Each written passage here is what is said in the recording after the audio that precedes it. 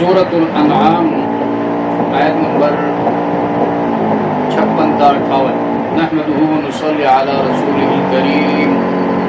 اما بعد فاعوذ بالله من الشيطان الرجيم. بسم الله الرحمن الرحيم.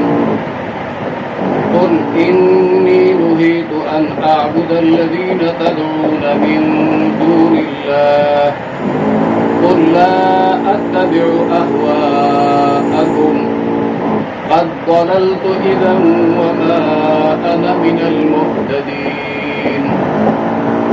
قل إني على بينة من ربي وكذبتم به ما عندي ما تستعجلون به إن الحكم إلا لله يقص الحق وهو خير الفاصلين.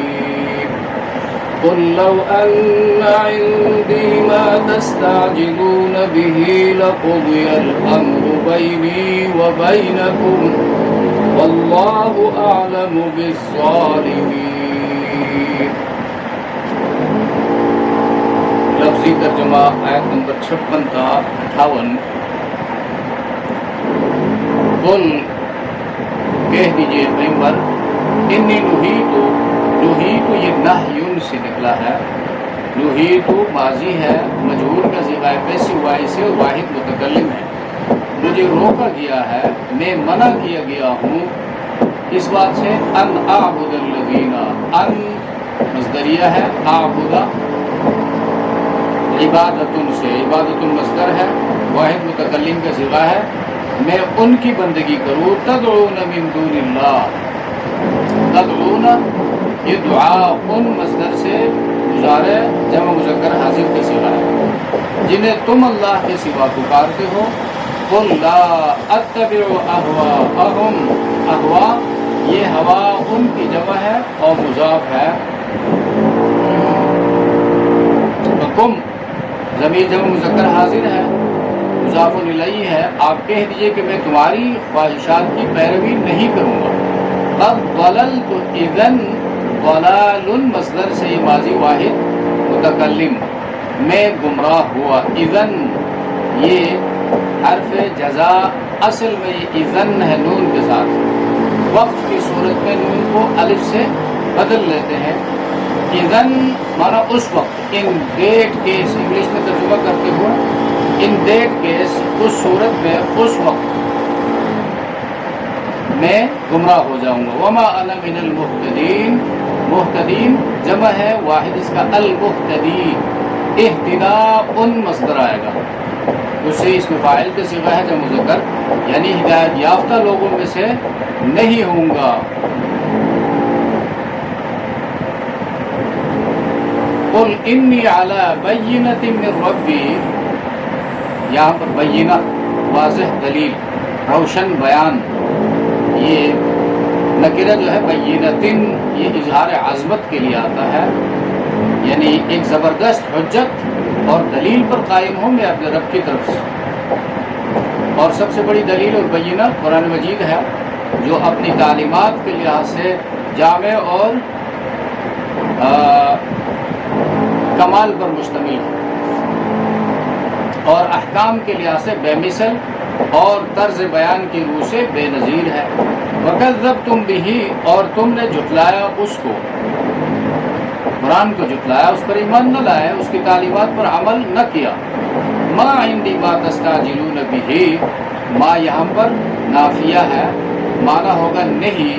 عندی میرے پاس. ما یہاں پر موصول ہے، الذی کے معنی میں ہے، جو استعجال.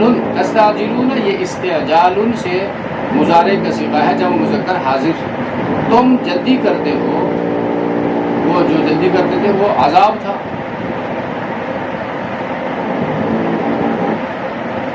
ان الحکم الا للہ. ان یہاں پر نافیہ ہے، نہیں. الحکم حکم یعنی امور میں تصرف، عذاب لانا، معجزہ دینا، دکھانا وغیرہ. الا للہ مگر اللہ کا حکم ہے، صرف اللہ کے اختیار میں ہے. یقص الحق. یقص جو ہے یہ قصاص سے قاف صاد صاد قصص مصدر سے مضارع واحد مذکر غائب کا صیغہ ہے. اللہ ہی حق کو بیان کرتا ہے. یقص الحق وهو خیر الفاصلین. اور فاصلین الفاصل کی جمع ہے. فصل سے یہ اسم فاعل جمع مذکر کا صیغہ ہے اور وہی حق کو باطل سے بہتر طور پر الگ کرنے والا ہے.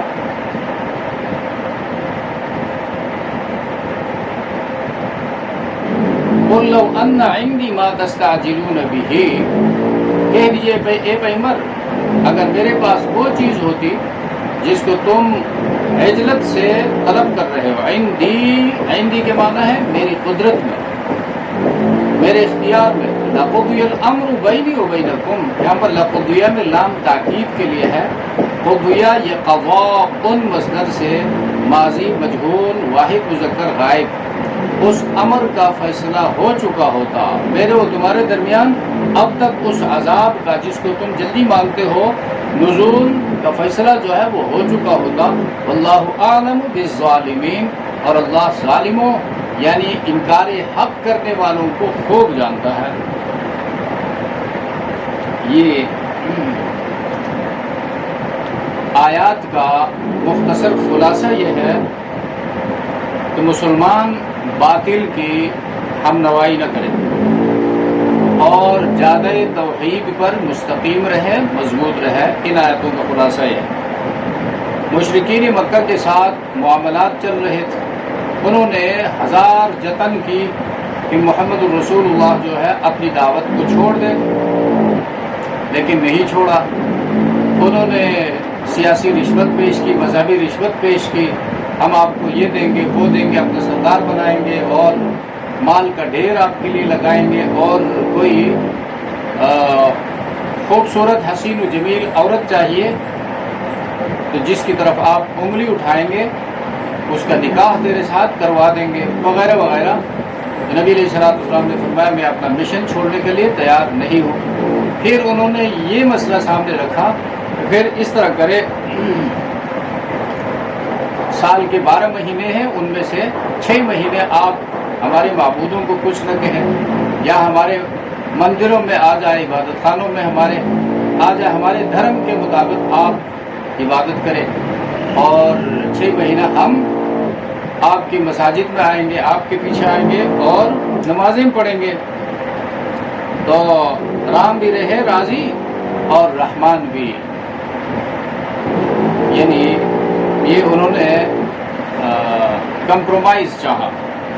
تو وہاں پر سورۃ الکافرون نازل ہوئی. قل یا ایھا الکافرون لا اعبد ما تعبدون ولا انتم عابدون ما اعبد ولا انا عابد ما عبدتم ولا انتم عابدون ما اعبد. نہ میں اس حال میں تمہارے معبودوں کی عبادت کرنے والا ہوں اور نہ تم اس حال میں شریک ٹھہرا کر میرے رب کی عبادت کرنے والے، یعنی اس عبادت کی کوئی حیثیت نہیں ہوگی، اور نہ میں آئندہ ایسا کروں گا اور نہ تم آئندہ اس طرح کر سکتے ہو. لکم دینکم ولی دین، یعنی تمہارے لیے تمہارا دین اور میرے لیے میرا دین. یہ ان کا اسکیم جو ہے وہ رد کر دی گئی. ایسا ممکن نہیں ہے، نہ آج ممکن ہے نہ آئندہ ممکن ہے. تو تم اپنے دھرم پر رہو اور ہم اپنے دین پر قائم رہیں گے. تو یہاں پر اس مضمون کو تھوڑے تفصیل کے ساتھ بیان کیا گیا ہے. قل انی نہیت، کہہ دو اے پیغمبر مجھے روکا گیا ہے، ان اعبد الذین تدعون من دون اللہ، ان مورتیوں کی بندگی سے جن کے تم اللہ کو چھوڑ کر عبادت کرتے ہو. قل کہہ دیجئے پیغمبر لا اتبع اہواءکم، میں تمہاری مرضیات کی پیروی نہیں کرتا. اہواء کہا ہے یعنی ان کا وہ دین نہیں ہے. دین کے کچھ اصول ہوتے ہیں، احکام ہوتے ہیں، اور ان کا وہ دین نہیں ہے بلکہ خواہشات کا مجموعہ ہے. اپنے ہاتھوں سے بت تراش کر، اپنے ہاتھوں سے تصویریں بنا کر اور فوٹو کھینچ کر اس کو سامنے رکھ کر فریم میں بند کر کے اس کے آگے جھکنا، اس کے آگے ہاتھ اٹھانا، یہ بہت بڑا کفر ہے، یہ بہت بڑا شرک ہے، اور یہ خواہشات کا مجموعہ ہے. اس کو دین نہیں کہا جا سکتا. تو احوا کہا ہے یہ تمہاری خواہشات ہیں. قد ضللت اذن، قد ضللت اگر کروں تو یقیناً میں گمراہ ہو جاؤں گا۔ یہ پیغمبر نہ ایسا کرنے والا ہے اور نہ ایسا کیا ہے، یہ پیغمبر کے ذریعے امت کو سنایا جا رہا ہے کہ یہ گمراہی جو ہے، بت پرستی اتنی گھناؤنی اور سخت بیماری ہے، مرض ہے کہ اس کے ساتھ بندہ توحید پر، دین اسلام پر قائم نہیں رہ سکتا۔ قد ضللت اذا وما انا من المهتدین، اور ہدایت پانے والوں میں سے نہ رہوں، اس لیے کہ شرک باطل ہے اور برحق عقیدہ توحید ہی ہے، اور معبود اللہ ہی ہے، ان کے سوا کوئی لائق پرستش نہیں ہے۔ قل انی علی بینۃ من ربی، کہہ دیجیے پیغمبر یقیناً میرے پاس میرے رب کی طرف سے واضح دلیل ہے۔ بینہ واضح دلیل، عقل میں آنے والی بات۔ تو یہ ایک ہے فطرت سلیمہ،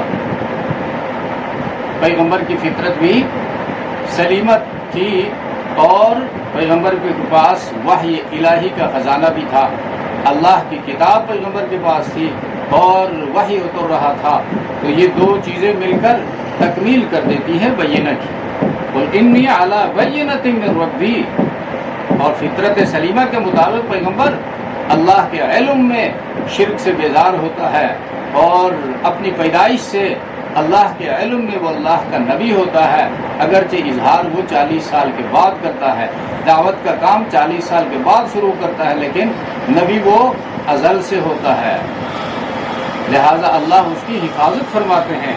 تو یہ دونوں چیزیں، اور 40 سال کے بعد جب وحی شروع ہوتی ہے تو اس وحی سے اس فطرت کی آبیاری ہوتی ہے، وہ مزید نکھر کر سامنے آ جاتی ہے۔ فرمایا انی علی بینۃ من ربی وکذبتم بہ، اور تم اس کو جھٹلاتے ہو، کہ تمہیں اللہ کا راستہ کیسے مل سکتا ہے؟ تم نے فطرت کو بھی جھٹلایا۔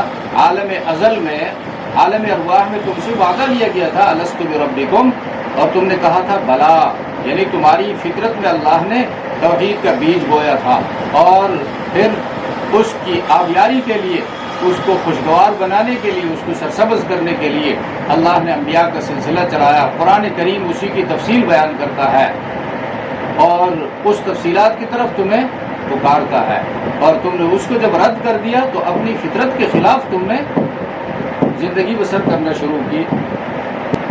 ما عندی ما تستعجلون بہ، وہ عذاب مانگتے تھے، بھئی تم اگر پیغمبر ہو، نہ ماننے پر تم دھمکی دیتے ہو، ڈراتے ہو، عذاب آئے گا، یہ ہوگا وہ ہوگا، تو اگر تمہارے بس میں ہے لے آؤ عذاب، اس کا جواب دلوایا جا رہا ہے۔ پیغمبر ان سے کہہ دیجیے ما عندی، میرے پاس وہ عذاب نہیں، ما تستعجلون بہ، جس کا تم تقاضا کرتے ہو جلدی۔ ان الحکم الا للہ، فیصلہ اللہ ہی کا ہے، عذاب لانا نہ لانا یہ میرا کام نہیں ہے، میں عذاب سے ڈراتا ہوں، اور عقل والے عذاب جلدی نہیں مانگتے ہیں بلکہ عذاب سے بچنے کی کوشش کرتے ہیں۔ یقص الحق وهو خیر الفاصلین، یعنی وہ اللہ سچی بات بیان کرتے ہیں اور وہ بہترین فیصلہ کرنے والے ہیں۔ قل لو ان عندی ما تستعجلون بہ، کہہ دیجئے پیغمبر اگر میرے اختیار میں وہ عذاب ہوتا جس کا تم تقاضا کرتے ہو، لقضی الامر بینی و بینکم، تو میرے و تمہارے درمیان معاملہ کبھی کا نمٹ چکا ہوتا، میں تو تمہارے اوپر عذاب لا چکا ہوتا، چونکہ میرے اختیار میں نہیں ہے، لہذا یہ اللہ پر میں نے چھوڑا ہے۔ واللہ اعلم بالظالمین، اور اللہ تعالی ظالموں کو خوب جانتے ہیں۔ اللہ تبارک و تعالیٰ ہم سب کو سمجھ عطا فرمائے۔ سبحان ربک رب العزت عما یصفون وسلام علی المرسلین والحمد للہ رب العالمین۔